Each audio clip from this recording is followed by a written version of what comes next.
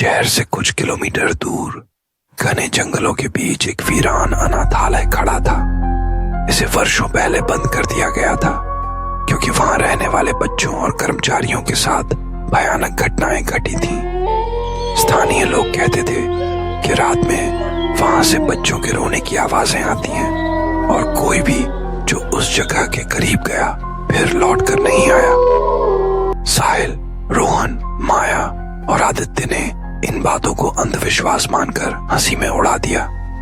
वे भूतों पर विश्वास नहीं करते थे और यह साबित करने के लिए उन्होंने रात में उस अनाथालय में जाने की योजना बनाई।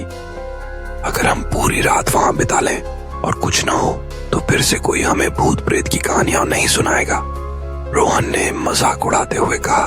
जैसे ही वे वहां पहुंचे, जंगल में अजीब सी सन्नाटे वाली हवा चलने लगी। गेट पर एक टूटी हुई पट्टी टंगी थी जिस पर लिखा था, यहाँ मत आना। लेकिन वे अनदेखा कर अंदर चले गए। अंदर घुसते ही माहौल बदल गया। दीवारों पर पुराने हाथों के निशान थे, फर्श पर खिलौने टूटे पड़े थे और एक कोने में झूला अपने आप धीरे धीरे हिल रहा था। यह हवा से हिल रहा होगा, माया ने खुद को समझाने की कोशिश की। अचानक माया को लगा कि किसी ने उसका हाथ पकड़ लिया। वह चीख पड़ी, लेकिन जब बाकी ने देखा तो वहां कोई नहीं था। कोई न कोई हमारे साथ खेल रहा है, रोहन हंसते हुए बोल। लेकिन तभी दरवाजे जोर से बंद हो गए और कमरे की लाइटें झपकने लगी। सामने की दीवार पर एक परछाई उभरी, एक छोटे बच्चे की आकृति जिसकी आंखें कोयले की तरह काली थीं। तुम लोग यहाँ नहीं आ सकते, एक बच्चे की भयानक आवाज गूंजी। आदित्य ने डर को अनदेखा कर मोबाइल निकालकर रिकॉर्डिंग शुरू कर दी। तभी मोबाइल की स्क्रीन पर खून के धब्बे दिखने लगे और अचानक ही फोन हाथ से छूटकर दीवार से टकराकर चकनाचूर हो गया। धीरे धीरे सबको महसूस होने लगा कि यह सिर्फ एक आम जगह नहीं है। हर कोने से फुसफुसाहटें आ रही थीं। तभी माया को लगा कि कोई उसकी माँ की आवाज में पुकार रहा है, माया, मेरी बच्ची, घर चलो। उसने तुरंत पलट कर देखा और सामने उसकी माँ जैसी दिखने वाली परछाई खड़ी थी, पर अचानक उसकी आंखें काली पड़ गईं और उसका चेहरा विकृत हो गया। माया चीखते हुए पीछे हटी, लेकिन किसी अदृश्य ताकत ने उसे जमीन पर गिरा दिया। बाकी तीनों दौड़कर उसके पास गए, लेकिन जैसे ही उन्होंने उसे उठाने की कोशिश की, कमरे की हवा और ठंडी हो गई। हमें यहाँ से निकलना होगा, साहिल ने घबरा कर कहा। लेकिन दरवाजे खुद ब खुद लॉक हो चुके थे। अचानक रोहन के चेहरे पर नाखूनों के गहरे निशान उभर आए। उसने दर्द से चीखते हुए कहा, किसी ने मुझे खरोंचा। फिर चारों ने देखा कि एक छाया उनकी ओर बढ़ रही थी।